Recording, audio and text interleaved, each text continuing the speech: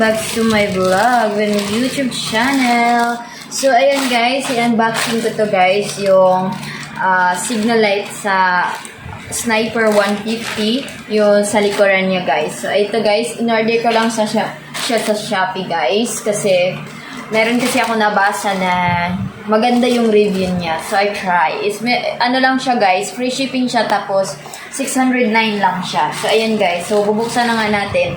Papakita ko sa inyo para sure at magre-review tayo kung totoo nga bang maganda talaga at naayon doon sa review. So, ayan guys, bubuksan na natin siya.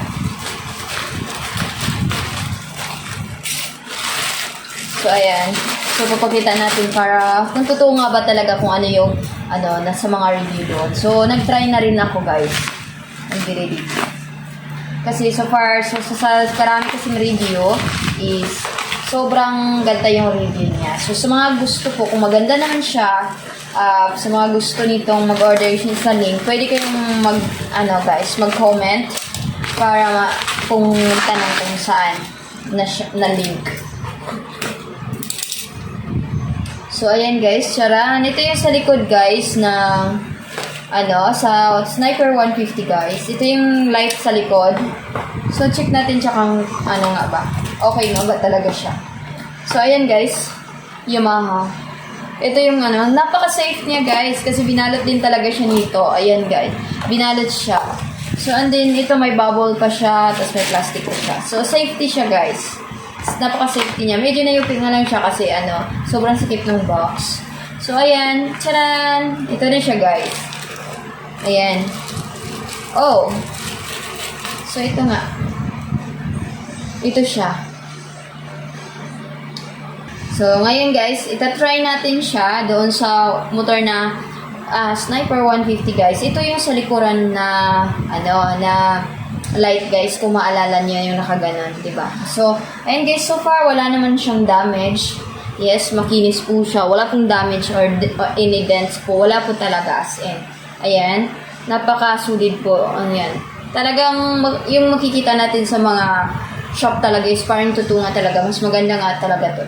Totoo nga talaga yung nasa review siguro. So, itatry muna natin siya sa motor guys kung magiging okay nga naman talaga siya. So, kung iilaw nga naman siya guys. So, ipapakita ko sa inyo kung iilaw nga siya talaga guys. Basta guys, is napakasulit po niya. Wala po talaga siya kahit anong gasgas dyan or dents. Kasi nga, napaka-safety nga din talaga yung pinaglalagyan guys. So, ngayon, kung gusto niyo mag-order ng ganito guys, kung sakaling gusto niyo mag-order, pwedeng pero itatry ko muna siya sa motor guys kung talagang gumagana siya at para magre-review na lang din talaga ako. So ngayon guys, kung gusto niyo rin mag-order, kung sakaling maging okay siya, pwede kayong mag-comment dyan sa baba kung saan link sa Shopee. Okay? So maganda naman yung review na talaga yun, kaya napapabili talaga ako guys. It's my first time guys na bumili talaga sa Shopee guys kasi talagang sulit kami magpagawa sa totoong paggawaan talaga. Alam namin legit talaga. Pero sabi nga nila, maraming sabi na mas mahal na doon. So dito nga, ay yung iba daw is galing lang doon sa Shopee. So ito-try nga namin kasi sobrang ganda nga namin talaga ng review. So ngayon guys, dalhin natin to, natin sa motor, okay? So, ipapakita ko sa inyo kung gagana nga ba talaga ito. Sige, para ba? Wait. So, ayan guys, is tinesting na namin siya, nilagay na namin siya. So, ayan, okay naman. So far, okay naman siya guys. Wala po siyang kahit anong dents or kahit anong, problem sa bulb sa loob niya. So, ayan siya.